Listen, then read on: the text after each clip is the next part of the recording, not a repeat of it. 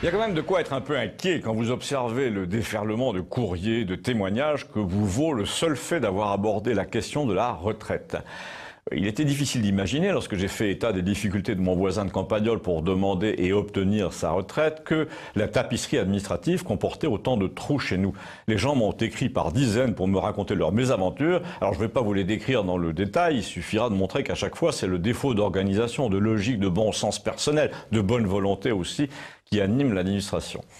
Quand vous avez passé 5 ou 6 ans au service de cette machine, ce qui a été mon cas, par hasard et par nécessité, votre personnel vous dit d'ailleurs sans cesse « Oh, je ne sais pas si on a le droit de le faire ». Et là, vous vous apercevez que les 3/4 du temps, la question revient à dire « Comme je ne sais pas si j'ai le droit de le faire, je laisse comme ça ».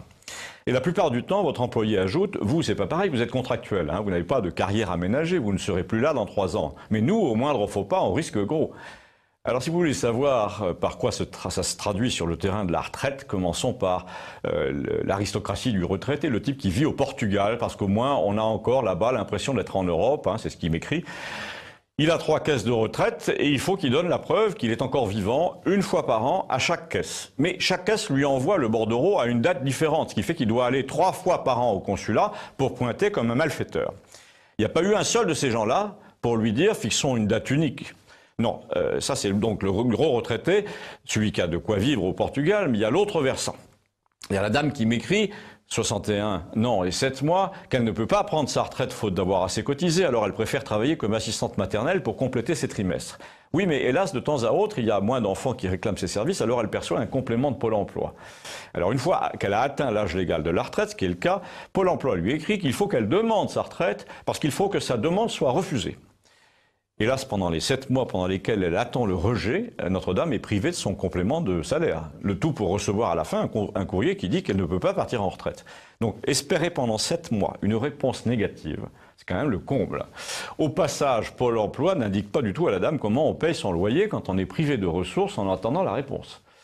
Mais le meilleur, je vous le laisse pour la fin, c'est le cas de cette dame qui envoie son dossier complet en recommandé, égaré 2-3 fois, et qui entre-temps a dû mettre sa mère en maison de retraite à Toulouse alors qu'elle habite Paris.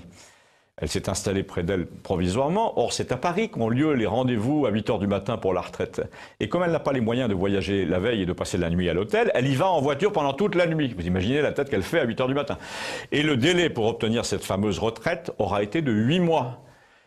À tel point que la dame qui me raconte tout ça conclut par une question qui revient, c'est bizarre. Dans la plupart des lettres que je reçois, les caisses ont-elles encore les moyens de payer les retraites ?